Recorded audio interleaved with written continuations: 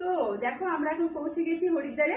মানে সকালের ভিডিও তোমাদের সাথে শেয়ার করেছি, তারপর থেকে নেক্সট কোনো ভিডিও আমাদের আর দেওয়া হয়নি, কারণ রুমে এসে আমরা সবাই স্নান করলাম, তারপর ড্রেস চেঞ্জ করলাম, কারণ ট্রেনের জার্নিতে প্রচুর ক্লান্ত হয়ে পড়েছিলাম সবাই মিলে।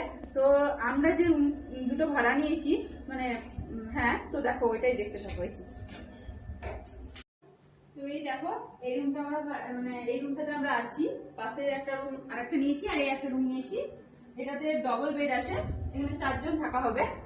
এই দেখো, আর এখানে একটা সোফা আছে, ওয়ার্ড্রপ আছে, আর এখানে সেন্টার টেবিল আছে, ইলেকট্রিক কেটলি আছে।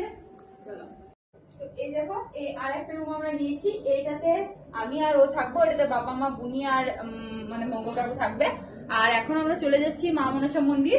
তো মা মনসা মন্দির, এখানে মা মনসা মন্দিরটা বিখ্যাত, অনেকটা উঠে মা মনসা মন্দির যেতে হয়, তো তার জন্য আমরা তো দেখতে থাকো।